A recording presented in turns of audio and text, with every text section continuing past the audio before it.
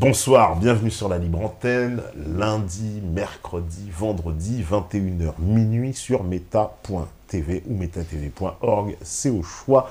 En tout cas, comme d'hab, grand bonjour à la régie, grand bonjour aux modérateurs, aux modératrolles et aussi évidemment à tous les métanautes pour une soirée justement, alors là, sur Internet avec Alban Doucet. Bonsoir Alban. Bonsoir. Alors Alban, beaucoup de gens vont te découvrir ce soir parce qu'on ne connaissait pas ton visage, mais beaucoup on connaissent tes vidéos en revanche. Ouais. Alors tu es quand même le créateur des vidéos Chroniques d'un éveil citoyen, c'est une série vidéo on va dire. C'est ça, une série vidéo que je publie sur ma chaîne YouTube. Ouais. Et j'ai fait une vidéo hors série où on peut voir mon visage, mais c'est peut-être simplement pour ceux qui sont abonnés. Et donc voilà, donc c'est une série de vidéos qui est inspirée d'articles rédigés à la suite d'une prise de conscience sur divers sujets. Sur divers sujets, voilà, c'est ça. C'est pour ça que tu as appelé ça d'ailleurs Chronique d'un éveil citoyen. Ouais. C'est-à-dire, alors, justement, raconte-nous quel est cet éveil, comment c'est arrivé, déjà le point de départ, cette genèse. Alors, le point de départ, comme je le raconte un petit peu dans les vidéos, je pense que vous taperez mon nom, Alban Doucet, et vous pourrez consulter les vidéos. Donc, le point de départ, c'est l'affaire de Dieudonné, donc c'est fin 2013, début 2014. Hein, oui, quand ça commençait vraiment à s'emballer. Mais voilà, avec l'appareil d'État, le Conseil d'État qui casse une décision de justice. Enfin, bref, c'est un point culminant. Et enfin, là, il y a vraiment... j'ai pris énormément de choses. J'avais du temps à ce moment-là consacré à des recherches documentaires, etc. Et là, j'ai creusé. Donc, et puis j'ai tout déroulé comme une pelote de laine. C'est-à-dire, je suis passé de Dieudonné au sionisme. Après, j'ai redécouvert un petit peu l'11 septembre. J'ai découvert François Asselineau avec l'Union européenne, Étienne Chouard avec la démocratie. J'ai découvert des documentaires comme Les Nouveaux Chiens de Garde qui mettent le doigt sur l'ingénierie sociale, etc. Quoi d'autre, des Henri Guillemin, des gens qui font redécouvrir l'histoire, des Abosites, enfin des Adrien Abosites qui font aussi redécouvrir l'histoire, qui ont une vision beaucoup plus conservatrice, etc. Et même si effectivement je n'étais pas d'accord avec des gens, c'était des gens qui avaient une vision radicalement différente de la mienne et également une vision qui avait une certaine pertinence quelque part. Donc voilà, énormément de découvertes, donc l'histoire, la démocratie, donc Étienne Chouard, je crois que... Et après, il se passe quoi? Donc c'est là que pourquoi tu t'es dit, je veux faire des vidéos, je vais mettre tout ça en vidéo. Ouais, alors les vidéos, c'est venu dans un second temps. D'abord, j'ai fait des articles rédigés parce que je savais, enfin, ce qui se passait là, c'était que, en gros, j'allais me retrouver, je faisais volte-face au niveau politique. Enfin, c'est un peu honteux de l'admettre, mais j'étais au niveau centre-gauche. J'ai voté Hollande au premier tour de 2012, donc vraiment, je partais de 2012, pardon, de 2012, c'est ça. Et donc je partais vraiment de très loin au niveau politique. Donc voilà, ça a été une prise de conscience. J'ai fait volte-face, mais malgré tout, mon entourage, eux, ils n'ont pas fait cette volte-face. Donc j'avais besoin d'expliquer pourquoi j'en étais arrivé là, pourquoi est-ce que je pensais très différemment d'eux du jour au lendemain. Donc j'ai d'abord écrit des articles, et puis comme pour les jeunes générations, des fois c'est compliqué de prendre le temps de lire un article, j'ai décidé de prendre mon courage à deux mains, de me mettre au montage vidéo alors que j'y connaissais rien. D'ailleurs, ça se voit dans les vidéos, les premières sont un peu moins bien au niveau technique. Et du coup, de retranscrire le contenu des articles, d'essayer de le synthétiser, parce que les articles, en fait, il y a beaucoup de sources, beaucoup de contenu, et si on veut voir un seul article et consulter toutes les sources, c'est quelque chose qui peut prendre 30 ou 60 heures facilement. Donc moi, j'ai essayé de prendre toutes les sources, de les articuler, de les commenter, pour arriver à des synthèses de 30 minutes pour chaque thématique. Et donc voilà, c'est parce que je l'ai fait plutôt pour les jeunes générations qui ont un usage beaucoup plus large d'Internet, c'est-à-dire que les jeunes quand même sont beaucoup plus nombreux à utiliser Internet. Oui, bien sûr, ouais. Ça, c'est incontestable. Et ils ont quand même une difficulté à aller vers le support écrit parce qu'ils sont un peu conditionnés, bizarrement, parce qu'on les met devant des écrans de télévision et du coup, ils ont beaucoup plus de mal à utiliser le support écrit et à le consulter. Donc ça me paraissait important de construire un média, enfin un support audiovisuel pour qui soit le reflet de mes articles. Et donc, alors, tu découvres, voilà, un peu, on va dire que le monde n'apparaît pas tel qu'il est. C'est quoi comment tu vois cette chose? C'est-à-dire qu'on Est-ce qu'on nous ment? Est-ce on nous trompe? On nous manipule? Enfin, d'ailleurs, qui est le on aussi? Grande question. Qui est le on? Qui est le on? Parce qu'on dit souvent on, mais qui est ce on? Le on, bah, c'est une question très large. C'est important qu'on ait du mal à répondre à ce on, parce que malheureusement, c'est ce que je dis souvent. Il y en a qui parlent d'un empire, et donc ça impliquerait qu'il y ait quelqu'un qui soit aux commandes de l'empire. Il y en a d'autres qui parlent d'un système. Et effectivement, le système, on a l'impression que personne n'est au contrôle et que c'est le système qui a pris sur les individus, alors que quand on parle d'empire, c'est plutôt un individu ou au moins un groupe d'individus qui piloterait le truc. Système, ouais. Et donc, c'est deux lectures de la réalité qui sont pour moi très très différentes et qui ont malgré tout une certaine part de vérité l'une et l'autre, et il faut essayer de se les approprier parce que malheureusement la vérité c'est... Alors là je vais faire une petite parenthèse philosophique, mais la vérité en réalité on ne peut jamais l'atteindre, on peut toujours que s'en rapprocher, et c'est toujours une vérité subjective, c'est-à-dire qu'on a l'impression de détenir la vérité soi-même, mais elle nous échappe en fait en permanence, c'est qu'une... Voilà, c'est qu'une... Non, mais ça, c'est intéressant, ça. Parce que justement, aujourd'hui, on est quand même justement dans on va dire, dans une séquence historique où il y a beaucoup de remises en cause qui sont faites surtout sur énormément de sujets, en politique, en économie, en sciences. Je crois qu'il n'y a aucune discipline qui échappe. Et en même temps, on voit que dans la société, enfin surtout, on va dire, voilà, au niveau des grands médias, nous on est un petit média, mais dans les grands médias, c'est-à-dire ceux qui donnent le tempo, qui donnent le là de ce qu'il faut croire ou ne pas croire, etc. Ce qu'il est mal de croire. Ce qu'il est mal de croire. Tous les gens qui, quelque part, font ce constat-là sont, tu sais, éjectés. Hein. Enfin, quand je dis éjectés, on va traiter de fasciste, voilà, antisémite, homophobe, machin. Enfin, je peux t'en citer toute une liste de listes qui vont s'accumuler. Rien que le fait que tu t'assoies ici, il y en a pour... c'est déjà mort. Tu seras déjà tamponné, étiqueté, etc. Parce que c'est comme ça aussi que ça fonctionne. Est-ce que ça, c'est un constat que tu fais, c'est-à-dire se dire que si, en fait, finalement, tu dépasses un certain cadre qui a été imposé par la doxa, eh ben, ça a des conséquences... clairement sur les relations que tu peux avoir même avec des gens, des fois aussi. Oui, alors moi je crois que je dois avoir de la chance, je dois avoir un entourage qui est relativement anticonformiste, et enfin j'ai de la chance, j'ai pas trop d'amis qui m'ont tenu rigueur. Alors après, dans la première phase de mon éveil citoyen, je devais être vraiment lourd, j'aurais parlé que de ça, je les ai gonflés, et j'ai compris qu'il fallait que j'arrête, quoi. Et en fait, je crois que le meilleur moyen, quand on a cette prise de conscience, qui est, de toute façon, c'est toujours une démarche individuelle, quand on peut pas forcer les gens à croire des choses, enfin, c'est forcément une démarche individuelle. Donc, vraiment, je pense que c'est important de ne pas brusquer les gens, de leur apporter des informations qu'ils sont prêts à recevoir. Et si c'est des gens que... c'est important de partir de la personne qu'on a en face de soi quand on veut essayer de développer un sujet dissident ou résistant, il y en a qui ont du mal avec ce mot-là, mais quand on veut essayer de développer un sujet alternatif, il faut toujours avoir en tête la personne qu'on a en face de soi. Si c'est quelqu'un qui, entre guillemets, qui a une sensibilité de gauche, il ne faut pas attaquer en lui parlant d'Alain Soral. C'est sûr, il se ferme, c'est comme une huître. Il y a des sujets qui sont beaucoup plus consensuels. Par exemple, la démocratie, moi je trouve que c'est un sujet qui intéresse les gens parce que c'est un mot qui a été corrompu par la novlangue, mais dans le sens, et pas dans le ressenti qu'on en a. C'est-à-dire la démocratie, c'est quelque chose de positif, ça véhicule des choses positives. Par contre, le sens qu'on en donne, il est faux. Et quand tu rétablis le sens en faisant enfin c'est simple, tu reviens à l'étymologie du mot, tu fais démocratie, démos, kratos, c'est ce que fait Étienne Chouard. Hein. Et quand tu reviens au sens des mots, ça permet vraiment de beaucoup plus toucher facilement les gens, et je trouve que c'est important de cibler les gens, cibler les mots en fonction des gens, et cibler les thématiques en fonction des gens. Et par exemple, quelqu'un de droite qui va être conservateur, là tu vas aborder d'autres sujets.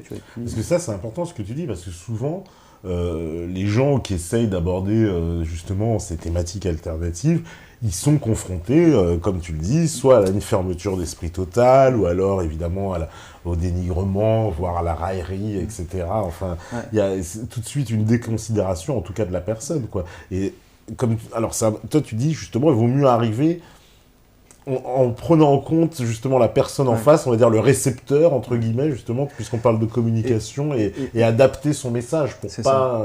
Et même, enfin, j'aurais tendance à dire, bah alors là, mais je ferai un jour, après la chronique d'un éveil citoyen qui devrait se terminer d'ici deux épisodes normalement, j'aimerais bien faire des séries de vidéos qui s'appelleraient Que faire, et ce serait plutôt un que faire, non pas comment faire la révolution ou comment se barricader, faire une base autonome durable, etc.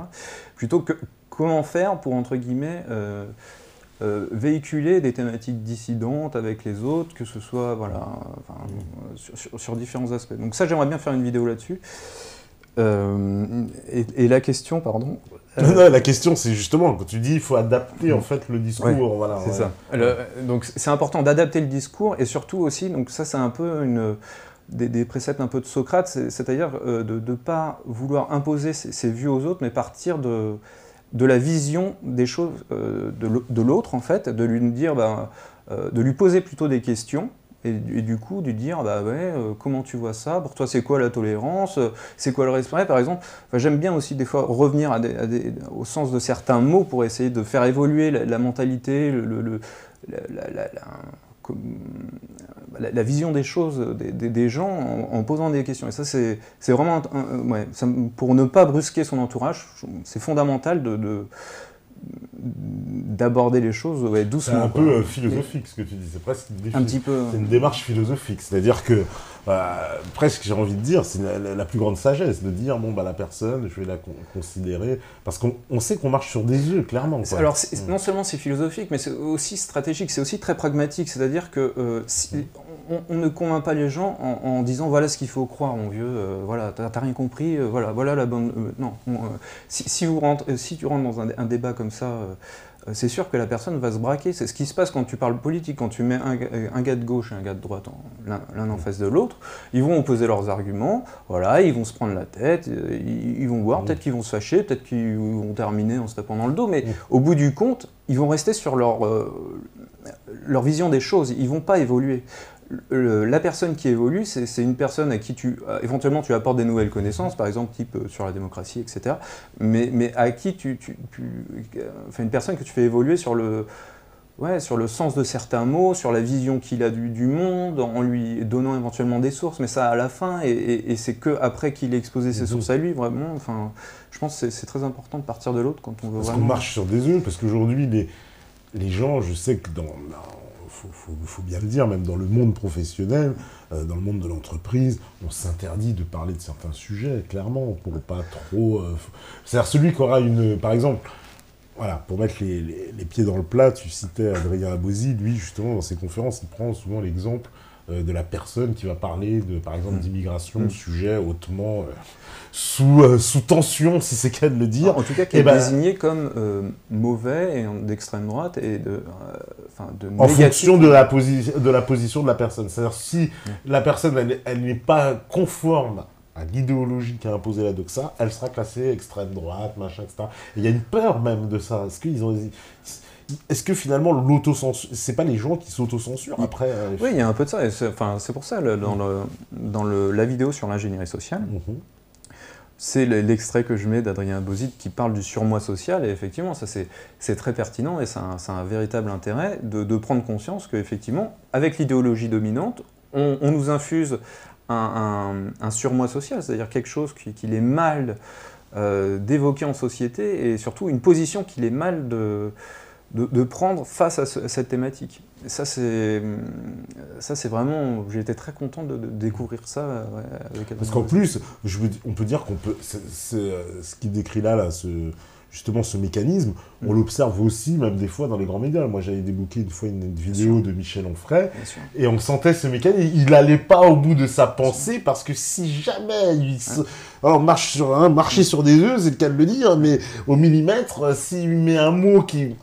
tout de suite, ce serait fasciste, antisémite, etc. Quoi. Et ça, ils le savent. Et justement, on a l'impression qu'ils le savent, et on ne sait pas à quel point c'est inconscient, ou à quel point c'est conscient. C'est-à-dire, on se demande, est-ce qu'ils ont... ça a l'air tellement d'être précis. Par exemple, Nadine Morano, elle ne devait pas être informée, mais elle a dérapé grave. Elle a mis les pieds dans le plat avec son histoire de blanc. Elle a pas compris. Alors là, elle avait pas compris elle est sortie du décor. Antiracisme. On lui avait pas expliqué. Non, elle avait pas dû comprendre. Et là, du coup, on a affaire à une personne qui transgresse le surmoi social, mais de très très loin, et du coup qui est rejetée, mais par tout le monde. Elle a été crunchée, balayée, y compris dans son propre camp. Il faut rappeler qu'elle a été démise de la candidature, puisqu'elle devait faire la candidature. Y compris par Marine Le Pen. Par Marine Le Pen, voilà. Alors c'est extraordinaire. Même le Front National n'était pas d'accord. Bon, là, à ce tarif-là, alors là, il y en a qui sont en train de hurler, évidemment. Mais bon, c'est une réalité, c'est vrai quand même. Oui. Et qu'est-ce que, comment dire, justement, puisqu'on parle de cette nouvelle opinion publique qui se forme, parce que ça, il y a un grand changement, on va dire, le changement de paradigme entre les anciennes générations et les nouvelles, c'est évidemment comment l'information circule et comment cette information est consommée. Elle n'a plus rien à voir. C'est ça. Hein, toi, tu es déjà un média. On peut dire que tu es un média, non? Alors. Ouais, je suis une fraction de média, on peut dire, mais ouais, je préfère parler de... Enfin, pour moi, un média, c'est un mode de communication, quand même. Alors, je donne la définition précise, justement, je crois, dans ma dernière vidéo, que vous allez pouvoir voir ce soir en avant-première, c'était annoncé. Et donc, le média, pour moi, le langage oral, c'est un média, l'écriture, c'est un média, les médias de masse, c'est un type de média aussi, et Internet, c'est un média. Moi, je suis un utilisateur de médias. Je suis quelqu'un un usager, voilà. Je suis un usager d'Internet. Donc, dire qu'à moi tout seul, je suis un média, ça m'embête un peu. Tu donnes une information, parce que je donne une information. Ça, c'était révolutionnaire avant. Parce que ta pensée, avant, c'était très difficile. Alors, avant, il y avait très peu de possibilités. Écrire un livre... C'était pas donné à tout le monde. Voilà, réservé à une toute petite fraction de la population. Enfin, il y a très peu de moyens de, comme ça, pouvoir s'adresser à tout le monde de façon plus horizontale, puisque tu dis ce que tu veux, qu'il n'y a pas de chef qui va te... T'as pas un rédacteur en chef derrière pour te dire « Ah non, là, je suis pas d'accord, tu m'enlèves 3 mots, machin. » Effectivement, ça, c'est une grande liberté qui va changer énormément de choses. Hein. Alors, c'est Benjamin Bayard, qui malheureusement ne viendra pas sur Meta TV. Bon, peu importe, mais il explique très bien les médias horizontaux, enfin il compare les médias horizontaux et les médias verticaux, et ça c'est des structures médiatiques qui vont changer aussi, qui changent la société et donc à terme son système politique, sa manière de faire de la politique, donc à terme le système politique. Et enfin, on lancera la vidéo dans pas longtemps, mais on voit bien qu'à travers toute l'histoire de l'humanité, les médias sont très structurants pour les systèmes politiques et pour la manière dont fonctionne une société. Et donc, quand vous avez que le langage oral, concrètement, vous allez avoir beaucoup de petites communautés type tribales, donc c'est les tribus indiennes, amérindiennes, africaines, etc. On voit comment ça fonctionne, c'est une cinquantaine d'individus, avec quand même un pouvoir politique très décentralisé, c'est-à-dire tout le monde peut prendre la parole, les décisions se prennent en commun, c'est vraiment, justement, sur l'épisode sur la démocratie, je dis vraiment que les formes de démocratie les plus pures sont visibles au niveau de ces communautés. Et c'est pas un hasard, c'est parce qu'on a un média dont tout le monde dispose de manière relativement équitable. C'est-à-dire tout le monde peut parler et écouter. Tout le monde peut venir parler, d'accord. Ouais. Et dès qu'on va avoir la naissance de l'écriture, alors dès qu'on va avoir, c'est pas exactement, mais disons qu'on va avoir des structures sociales qui vont avoir besoin de l'écriture, et en créant l'écriture, ils vont créer une dynamique qui va générer des sociétés beaucoup plus centralisées. Donc beaucoup plus centralisées, c'est-à-dire qu'en gros, pendant 3500 ans, enfin, approximativement, même plus, 4500 ans, on va avoir des empereurs, des rois, des gouverneurs, mais à chaque fois, c'est quand même globalement un pouvoir très centralisé, avec la maîtrise de l'écriture, donc la maîtrise de la connaissance, et ça va générer voilà, des sociétés avec un pouvoir politique centralisé. Très fort.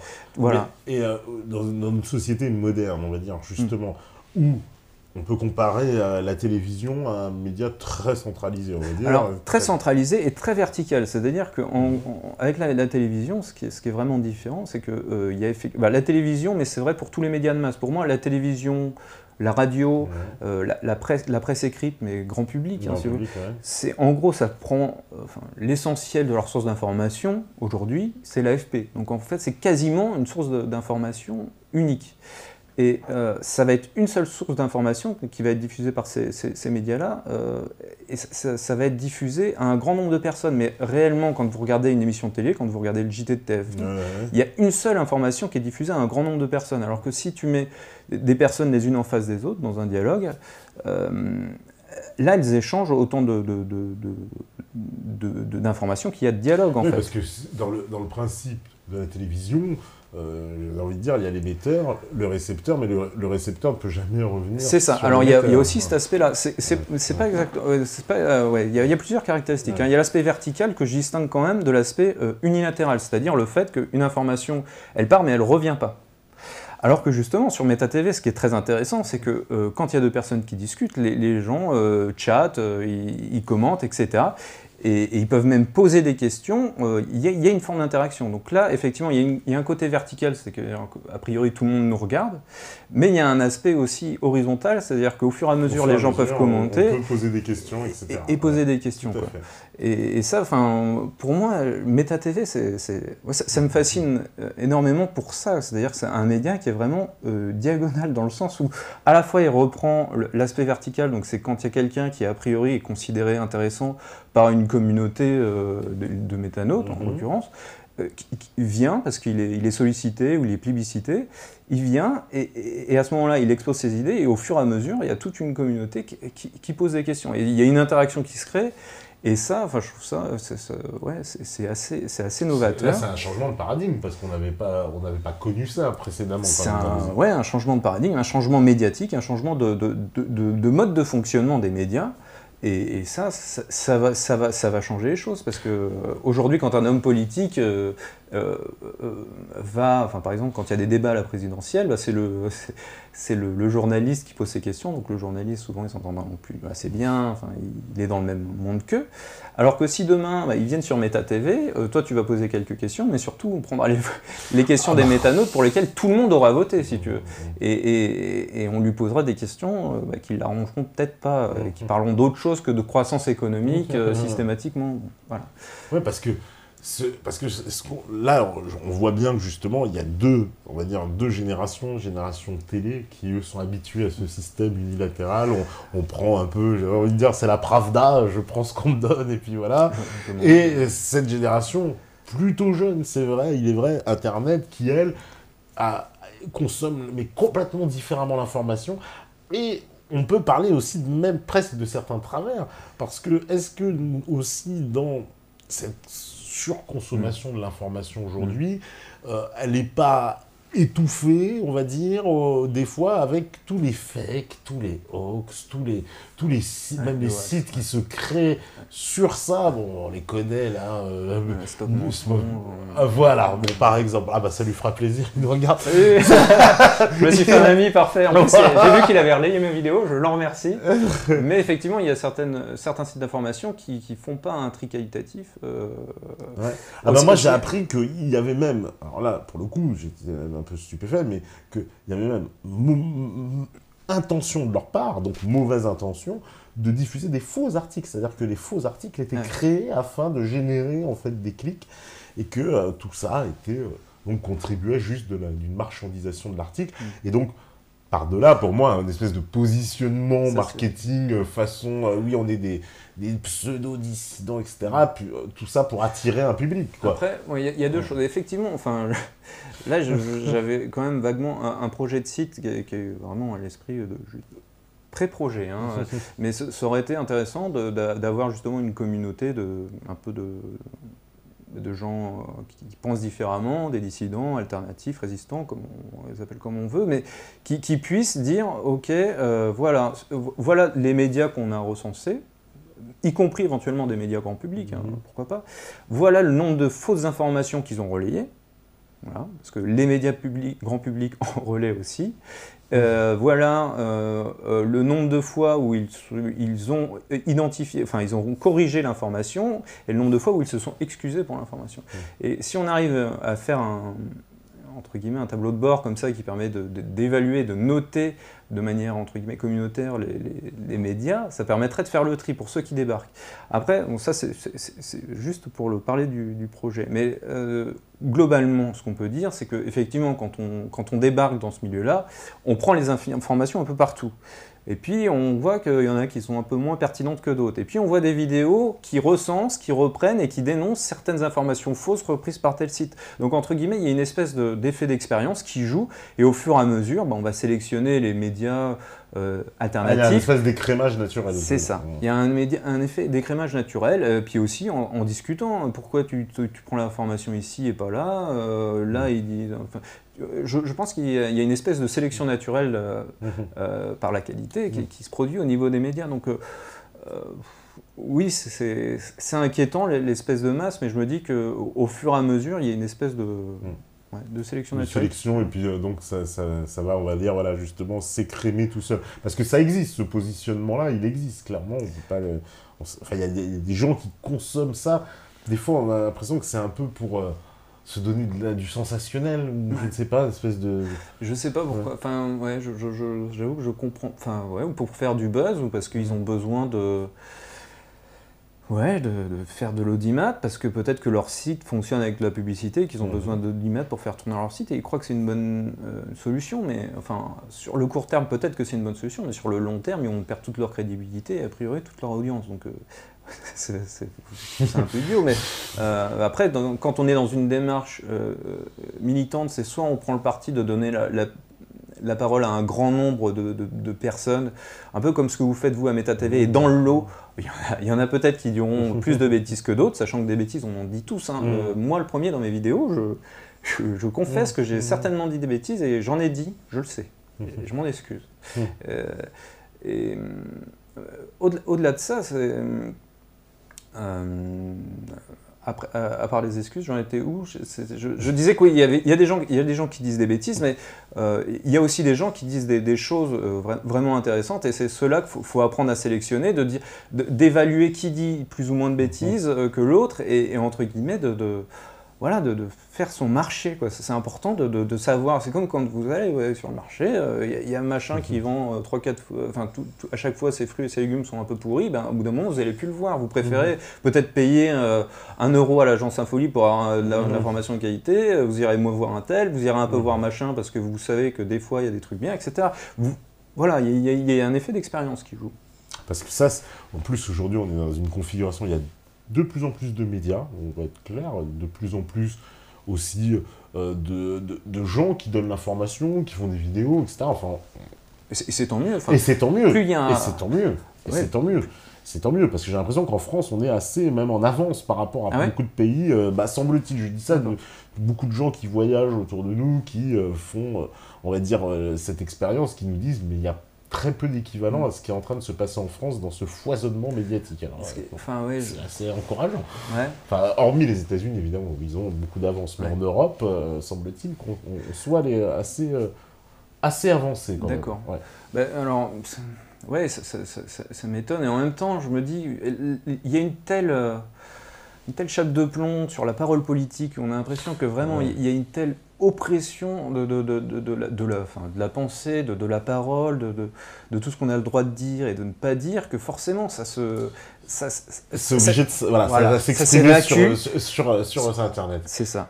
Et donc d'où, parce que c'est une réalité, la France aujourd'hui, c'est pas moi qui le dis, c'est l'ONU, on est tranquille, comme ça, voilà, ça vient directement de l'ONU, ils parlent du recul des libertés publiques en France, et des libertés individuelles. C'est l'ONU qui vient de le dire, là, il y a 2-3 jours. Ça m'étonne pas, parce que ce soit les posts, je crois que c'est les posts Facebook et les posts Twitter, de toute façon, un des plus grands pays de... Ah oui, qui demande le retrait, c'est la France, oui, j'avais lu ça. En plus, c'était hallucinant, en France, on était à des dizaines de milliers de demandes, alors qu'en Allemagne, j'avais lu qu'il y avait eu quelques milliers de demandes, enfin, c'était... incomparable les chiffres, ce qui démontre l'état de notre... Finalement, Internet aussi, ce développement justement en France, c'est aussi la démocratie qui est malade de l'autre côté, on peut le voir comme ça. Ouais, c'est vraiment ça. Et puis justement, le développement d'Internet, mais surtout la diversité qu'on voit au niveau des médias, des mouvements dissidents qui n'arrivent pas à s'exprimer, tout ça, c'est le reflet d'effectivement une oppression. Et ce qui est terrible, c'est que plus ils vont aller vers une espèce de restriction des libertés, une espèce d'oppression idéologique, etc., etc., plus ça va avoir l'effet inverse, c'est-à-dire que les gens vont se dire bah non, je veux pas ce que vous me servez à la télévision, je veux pas penser comme vous me dites, et ils vont avoir tendance à se déporter. C'est marrant parce que, tu vois, tu me dis ça, en plus tout à l'heure, je regardais une vidéo qu'on m'avait fait découvrir sur la Russie par Canal+, dans, je me rappelle, l'effet papillon. Voilà. Ouais. Donc une séquence assez connue, l'effet papillon, voilà. Donc, faut-il avoir peur de la Russie ? Tout est dans le titre, hein, déjà. On sait qu'il vaudrait mieux. Voilà, hein, donc faut-il avoir peur de la Russie ? Alors c'est assez saisissant, c'est une petite séquence, vous pouvez même vous amuser à la regarder sur 3-4 minutes, etc. Bon, t'imagines bien ce qu'il y a dedans, la Russie, attention, Poutine, ils ont un budget de l'armée, oulala, et en plus ils envahissent des pays, oulala, ils sont vraiment très très méchants, etc., etc. La conclusion d'ailleurs, c'est il faut avoir peur de la Russie. Donc, ça va. Fascinant.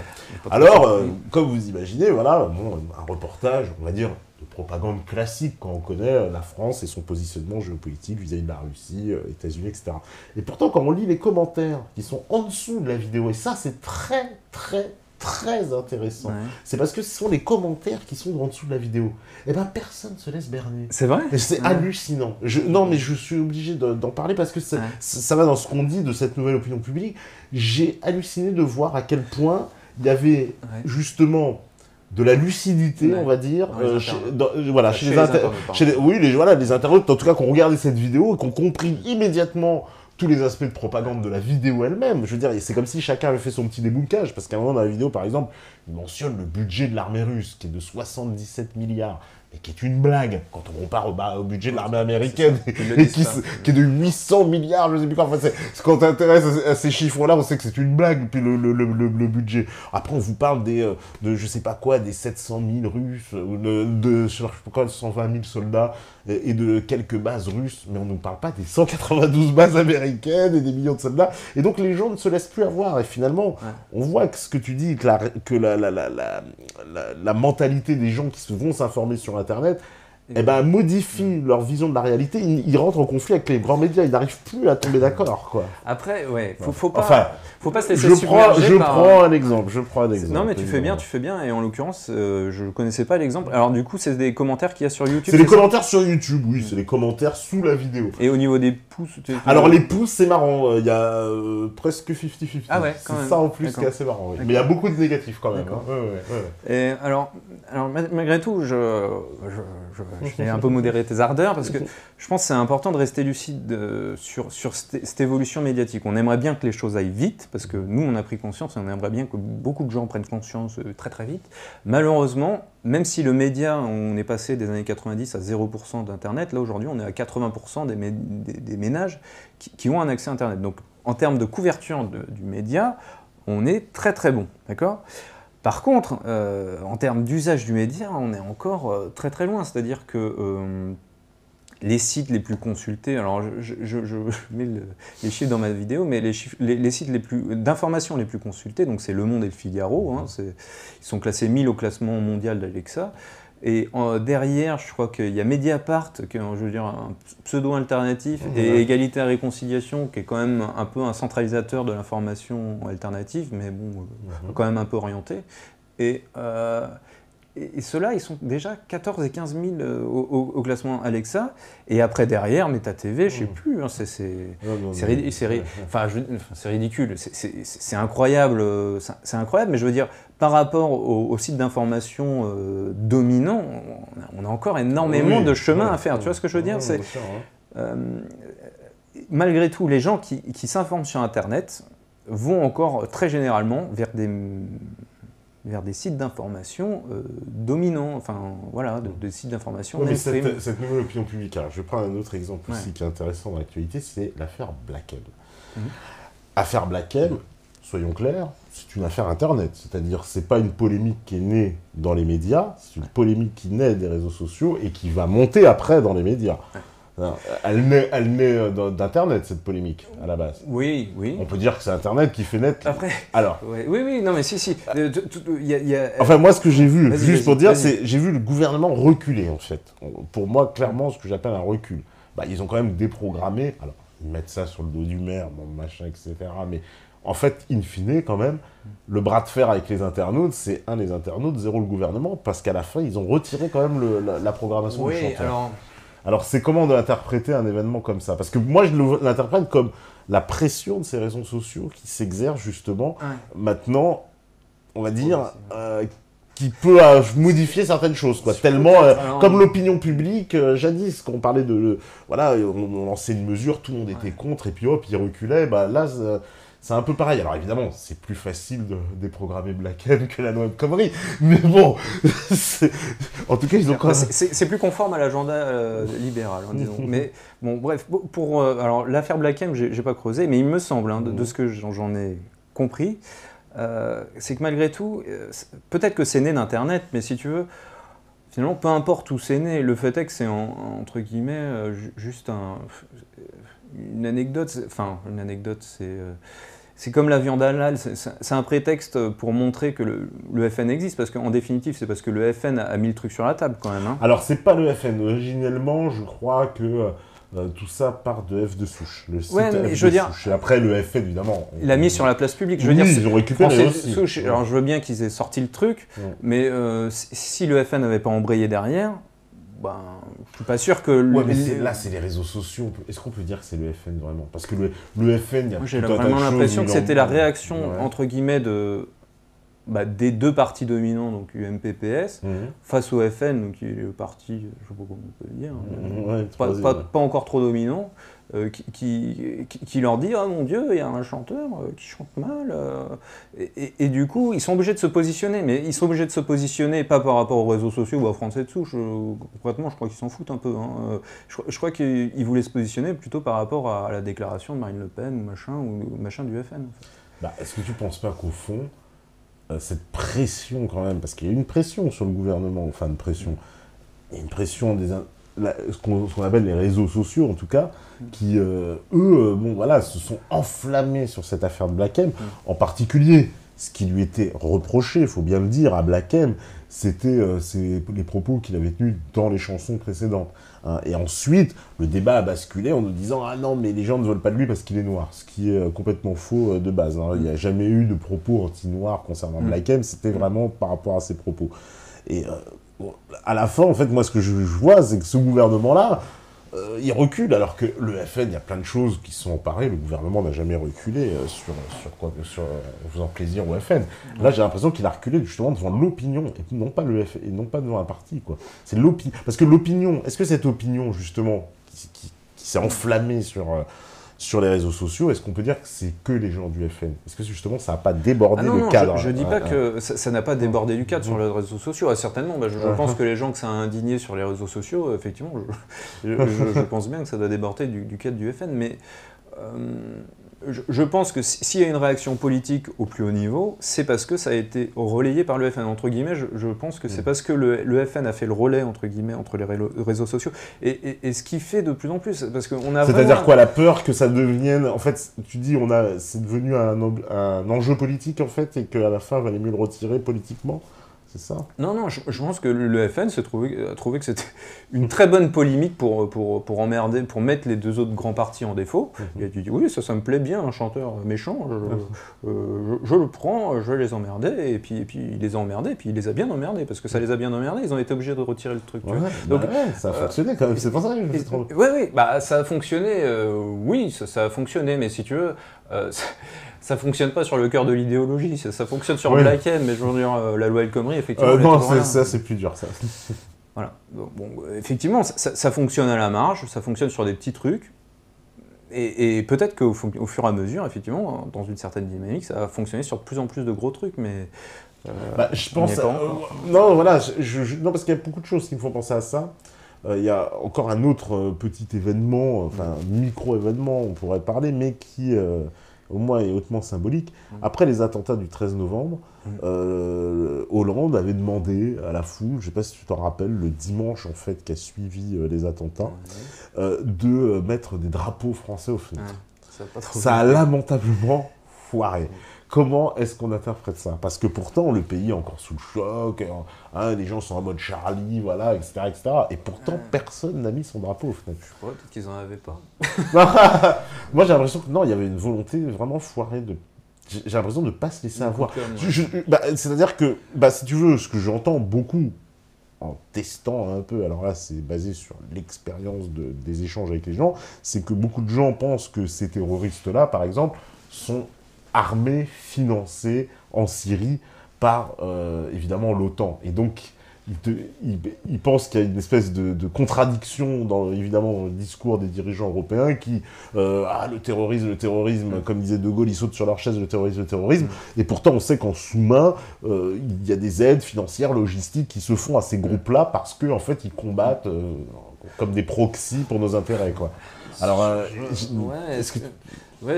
malheureusement, je suis pas dans la tête des gens.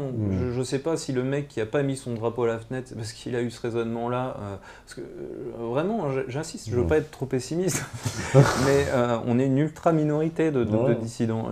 Ça va s'intensifier, mais je suis pas sûr que les mecs qui étaient. Donc je crois que c'était sur le trajet de Hollande quand même. Hein, l'histoire des drapeaux. Il avait demandé à tout le monde de le faire, en fait, de le faire partout, mais bon. Personne ne l'a fait. Très peu de gens l'ont fait, mais je suis pas sûr que les gens qui l'ont fait, c'est parce que ils préfèrent aller voir un match de foot, ou parce qu'ils n'avaient pas de drapeau français, qu'ils préfèrent regarder la Starac, ou c'est parce qu'ils avaient une haute conscience de ce qui se passe en Syrie, si tu veux.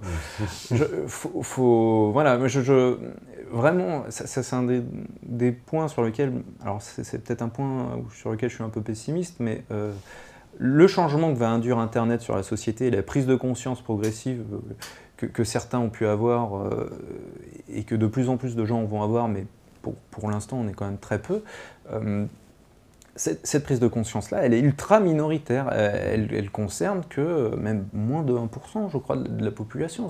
Pour moi, c'est vraiment ridicule. Et cette évolution que va permettre Internet, malgré tout, ça va s'étendre sur 20, 30 ans. Enfin, je pense qu'on a encore, pour moi, au moins à 2 ou 3 décennies avant que réellement... l'aube d'une nouvelle ère, en fait. Ah mais vraiment à l'aube, quoi. C'est vraiment le premier rayon. Premier rayon, ouais.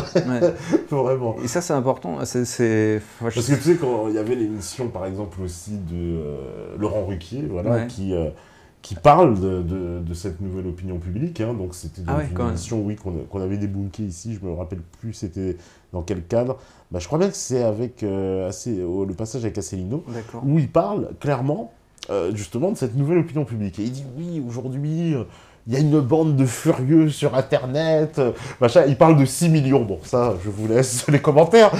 Il parle de 6 millions de gens, en fait, qui foutent la merde sur Internet. Donc, 6 millions, quand même? Oui, il dit 6 millions. C'est pas moi qui le dis, c'est Laurent Ruquier, comme ça, je le précise maintenant. 6 millions, c'est un nombre qui est oui, régulièrement... c'est ce que j'ai dit, voilà, c'est pour ça. Bon, je vous laisse le chiffre. C'est lui qui avance 6 millions. Moi aussi, ça me paraît énorme. Hein. Mais, quand même...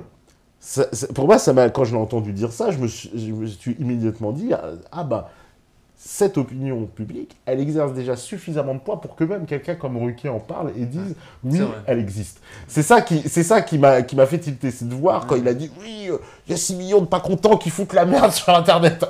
6 millions de pas contents qui foutent la merde sur Internet.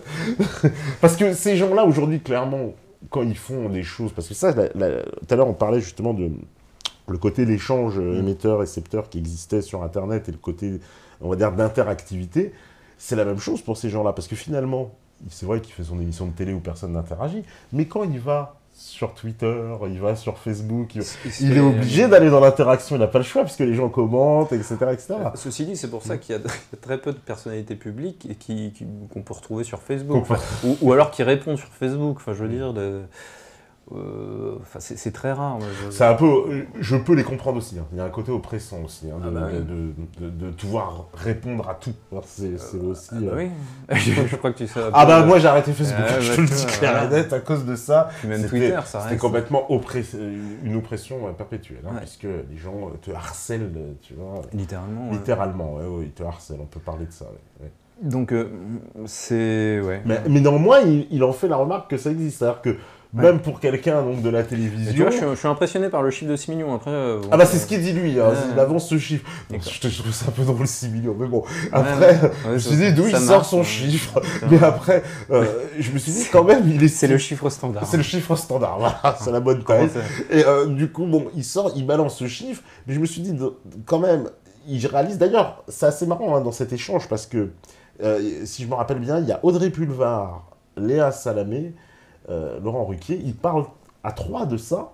Et justement, je crois que c'est Léa Salamé qui leur rappelle, alors, on va dire, alors là, Léa Salamé, mon Dieu, elle a vu la lumière ce jour-là, elle leur dit, mais vous savez, en plus, tous ces gens-là, vous ne pourrez pas les évincer. Elle dit, vous êtes là, en gros, bon, je vais résumer de façon vulgaire, mais elle a dit, vous êtes en train de vous astiquer parce que vous êtes à la télévision, mais ces gens-là existent et ils ont de l'influence. Et ça, j'ai trouvé ça vachement qu'elle dise un truc pareil. C'est étonnant qu'elle ait cette conscience-là. Qu'elle ait cette conscience. Elle le dit, hein, clairement, elle le dit, parce que même à un moment donné, parce qu'Audrey Pulvar essaye de dire, oui, alors d'ailleurs, comment elle les appelle, c'est assez marrant, elle parle de modernistes et de conservateurs.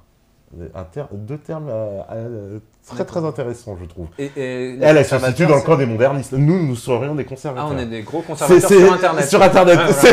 C'est pour ça que j'ai trouvé ça, c'était fabuleux, fabuleux. Donc elle opposait donc les modernistes aux conservateurs, et nous les gens, évidemment, on serait des conservateurs, et eux seraient des modernistes. Ah, c'est eux les modernistes. D'accord. Très bien. Je suis heureux d'avoir une étiquette de plus. Tu es un conservateur. Selon Audrey Pulvar, évidemment, selon critères. Mais ils ont conscience à la télévision, quoi. Ça veut dire il y a une prise de conscience quand même que cette opinion publique existe, qu'elle est plus... en tout cas, elle n'est plus anonyme. En tout cas, ils peuvent plus dire qu'elle n'existe plus, qu'elle est anonyme, que non, ça représente rien du tout. C'est certainement, comme tu le dis, très minoritaire, je suis convaincu moi aussi. Ouais. Bah non, mais là, du coup, 6 millions, ça fait quand même 10%. Mais enfin, lui, oui, voilà, il avance ce chiffre-là, il parle de 6 millions. Mais parce que, je me dis, à leur niveau, peut-être qu'ils voient les choses, certainement, un peu plus larges. Puis ça les inquiète aussi, donc ils ont peut-être, du coup, tendance à grossir la menace. Mais, ouais. Oui, aussi, oui. Qu'est-ce que tu penses, d'ailleurs, parce que là, moi, justement, on va pas dire ça les inquiète. Tout ça, ça s'inscrit un peu aussi... la réponse qu'en ce moment essaye de donner le gouvernement, justement, à cette espèce de contre-offensive Internet. Avec son site onmanipule.fr, bon, ils ont fait tout un tas de sorties, on va dire, hein, de Belkacem, Valls, machin, anti-conspi, Vous connaissez tous la vidéo de Valls devant We Are Change, où il assimile les gens qui remettent en doute la version officielle du 11 septembre et les négationnistes. Oui. Puis il y a aussi c'est... Yann Mox, je crois, qui a assimilé les antisystèmes aux antisémites. Oui. Enfin, c'est un peu pareil, quoi. Ça s'écrit quasiment pareil, il dit. Ça doit être la même chose, bon, bref. Et donc, mais c'est vraiment là, je sais pas, c'est aussi des efforts désespérés, c'est ce qu'on disait tout à l'heure, c'est que plus le système essaye de courir après, plus il essaye de dire, mon Dieu, c'est mal, plus il s'inquiète, plus ça lui échappe, donc... le site on te manipule, mais avec aussi ce qui s'est passé avec l'humoriste comment celui qui a fait la campagne là, qui s'est défilé après être allé au cercle des volontaires. Ah, Kevin Razik, c'est ça. Et... C'est pas moi. Je savais pas, c'est des complotistes, monsieur, je savais pas. Non, c'est d'accord, oui, c'était assez drôle. Ah, salut Kevin. C'était assez drôle. Non, c'était drôle, c'est vrai que c'était drôle quand même. Mais c'est drôle, mais en même temps, tu te dis, soit il a pas trop de fierté, soit on lui a mis grave la pression, tu sais pas. C'est vrai qu'on sait pas trop. Peut-être qu'il avait un salaire et qu'on lui a dit, ben voilà, t'avais pas de salaire au cercle des volontaires, maintenant t'en as un, est-ce que tu préfères pas le toucher, ou alors qu'est-ce que tu fais ? Peut-être que c'est juste financier, je sais pas. Il avait une formule lapidaire. C'était quoi ? Il disait, vous savez, des fois, il y en a qui écartent les jambes et il y en a d'autres, ils sont prêts à s'ouvrir le ventre. Bon, c'est la formule de Booba. C'est bon, je vous laisse réfléchir. Mais parce que... Formule philosophique. C'est Booba. Bon. Mais j'aime bien quand même parce que sur cet aspect-là, oui, est-ce que il avait un gun sous la tempe ou alors il avait plutôt un stylo dans la main parce qu'on l'a vu dans plein de pubs après. Hein, non, faut pas voir le pistolet sur la tempe à chaque fois. Je pense qu'il y a des gens, il suffit pas grand-chose pour les faire plier. Je pense qu'il avait un stylo dans la main. Voilà. Pas forcément avec beaucoup de zéros, simplement les zéros qu'on lui avait promis, on lui a dit bon, tu les veux toujours ? Oui, ben alors fais ça. Fais ça, voilà. Bon. Mais ce qui est quand même assez dans cette affaire, enfin, ce que ça révèle pour moi, c'est quand même qu'il y a eu des réactions du gouvernement, l'erreur de casting. Ils veulent absolument, quand même, mettre leur nez sur cette affaire de conspirationnisme. Ouais. J'ai vu Belkacem, elle a quand même fait des assises du conspirationnisme, où elle a invité des profs, les profs ont apparemment une formation anti-conspi pour enlever le conspirationnisme de la tête de leurs élèves. Enfin, j'ai trouvé ça surréaliste. On nous montre d'ailleurs un exemple, alors c'est très marrant, il y a une femme qui vient comme ça, donc une prof dans une salle qui projette des films, voilà. Alors, il y a une parodie d'ailleurs que j'ai trouvée excellente de Jean-Louis. Ils ont fait une parodie très très marrante où ils reprennent le Paris, le film avec. Voilà. Et on voit Marine Le Pen pas bien, non. On voit antiraciste bien, machin. Bon. Et là, non, mais c'est drôle parce que ça, c'est une parodie, mais pourtant l'image de Belkacem dont je vous parle, elle est strictement réelle. Hein. C'est pas une parodie, ça existe. Hein. C'est un vrai programme. Donc, d'ailleurs, ça me fait penser, c'est quoi? C'est Pol Pot. On est revenu. Bon, le programme de comment ça, comme Mao Tse-tung, la révolution culturelle, on allait dans des camps de rééducation. De lavage de cerveau, ouais. Je sais pas, ouais. Parce que franchement, qu'est-ce qu'elle s'y attend? Parce que, autant dire que, d'ailleurs, le site a été parodié dans tous les sens, tout ça s'est fait parodier, évidemment, dans tous les sens, ce qui, en plus, a des effets d'Internet qu'il faut bien... Hein, il n'avait pas compris, peut-être. Justement, enfin, ouais, on en revient toujours à la même chose, c'est que plus ils essayent de corriger le tir, plus, entre guillemets, ça se retourne contre eux. Enfin, je veux dire, c'est qui, je sais plus, je crois que c'était un invité ici qui disait que on en est à un niveau de décadence pour le système. À chaque fois qu'il va tenter un truc, ça va se retourner au bout du compte contre lui. Ouais. Et ça, c'est terrible. Et ça vaut autant pour les médias que sur la communication, sur Dieudonné, parce que en définitive, peut-être que Valls ça l'a mis en valeur un mois, mais alors je veux dire, en termes de gens qui se sont intéressés à la dissidence, alors là, à mon avis, ça a été explosif. Et donc, à chaque fois qu'il va essayer de bloquer, d'essayer de rentrer en rapport de force avec les gens qui existent sur Internet, ils vont juste leur faire de la pub. Et c'est l'effet inverse qui se produit. C'est l'effet inverse qui se produit. Donc, plus ils débattent, mais moi, je les encourage. Hein, allez-y, battez-vous contre Internet, faites ce que vous pouvez. De toute façon, plus vous débattez, plus ça accélère cette dynamique. Donc, ouais. Parce qu'en plus, c'est marrant parce que le terme d'Internet, dans la bouche d'un Manuel Valls ou souvent des hommes politiques un peu comme lui, ça sonne... Internet, enfin, on croit qu'ils parlent de quelqu'un, ils ont le plus grand dégoût pour Internet. Enfin, vraiment, Internet, pour eux, c'est le lieu de perdition.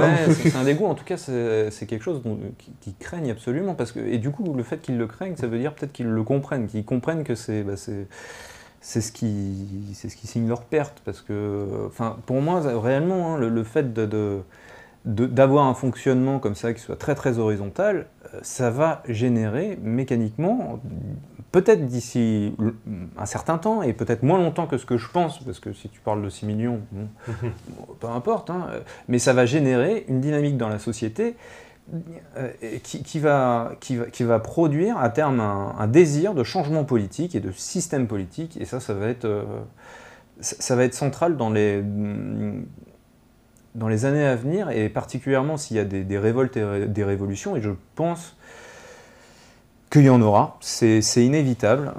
Réellement, j'ai tendance à penser que ce qui va générer les révolutions, c'est beaucoup d'ordre économique. C'est un peu d'ordre politique, mais beaucoup d'ordre économique. Et alors, mes prochains épisodes porteront sur la crise économique et financière, parce que c'est un sujet qui m'intéresse, et je pense que quand les gens vont... soit on va leur prendre leur argent, soit il vaudra beaucoup moins, etc. Enfin, il y a beaucoup de choses qui vont faire que, entre guillemets, on va souffrir économiquement. Les classes moyennes, tout le monde un petit peu, va souffrir économiquement. Et là, les gens, ils étaient que quelques-uns à faire nu debout, etc. Là, ils vont tous avoir envie de sortir d'un seul coup pour dire, les gars, ça suffit, là, on change de truc. Et donc ça arrivera, et je pense que ça arrivera d'ici 5 à 10 ans, comme ça. Moyen terme, voilà, moyen terme. Hein. Vraiment, je pense que c'est à moyen terme. Et ma crainte, c'est que la société, à ce moment-là, ne soit pas encore réveillée. Et, ton chiffre me plaît énormément parce que ça implique pour moi que la société est déjà quand même beaucoup réveillée. Et que quand ce changement-là arrivera, donc d'ordre politique, c'est-à-dire un désir de changement politique, mais pour des raisons économiques, ce jour-là, on aura la maturité en tant que peuple de réclamer autre chose, un autre système politique, probablement plus quelque chose comme ce que propose Chouard, donc c'est-à-dire avec des fondements très démocratiques, éventuellement le tirage au sort, des mandats non cumulables, non renouvelables, bref, tout un système politique révisé. Parce que, entre guillemets, le fonctionnement qu'on aura eu sur Internet entre nous, à vouloir communiquer, échanger, et avoir un pouvoir qui est relativement équitablement réparti, ce pouvoir d'expression et d'accès à la connaissance, il est relativement équitablement réparti. Alors, je ne parle pas des petits vieux qui ne savent pas vraiment comment faire avec Internet, je parle effectivement des jeunes qui ont un accès à Internet et qui savent tous un peu s'en servir, autant au moins les uns que les autres, quoi. Et donc, ce rapport-là à la connaissance et à l'information et à Internet, ça va produire certainement quelque chose qui sera beaucoup, beaucoup plus démocratique. Et plus Internet aura infusé dans la société, plus il aura modifié notre comportement et notre rapport aux uns et aux autres, plus le système politique qui viendra après cette révolution qui me paraît inévitable, mais pour des raisons économiques, un petit peu politiques, mais surtout économiques, plus il y aura de chances que ce système soit lui aussi horizontal et du coup soit anarchique, soit démocratique, ça dépend, de toute façon c'est un idéal, et j'espère aussi bizarrement plus aristocratique, mais au sens aristocratique, le mot sens étymologique, et le sens les meilleurs, c'est-à-dire parce que là concrètement, moi j'ai du mal à imaginer, à accepter que Hollande et Sarkozy c'est les meilleurs.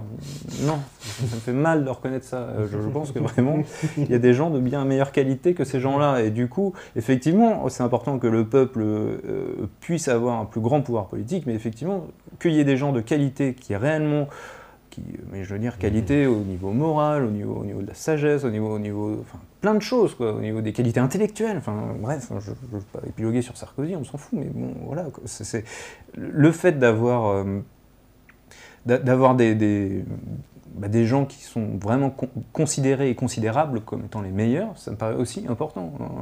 Le tout démocratique, la démocratie directe absolue, non seulement j'y crois pas vu la structure de notre société, vu la taille de notre société, vu son fonctionnement, vu son fonctionnement, non seulement je n'y crois pas, d'ailleurs je ne pense pas que tous les soirs on va rentrer chez nous, voter notre petite loi, non, parce qu'il y en a qui n'en ont rien à foutre, qui préfèrent boire des bières ou faire d'autres choses, et c'est tant mieux, enfin, c'est juste la nature humaine de toute façon, il n'y a pas à le contester ou quoi, enfin, à un moment donné, le réel est le réel, il faut l'accepter, il y a des gens qui sont intéressés par la politique, beaucoup plus que d'autres, et c'est comme ça, et parfois il y a des gens qui sont bons, qu'on peut considérer comme étant les meilleurs, et dedans il y a des gens qui sont moins bons, mais qui veulent quand même participer, et ces gens-là, ils doivent avoir le droit d'agir politiquement.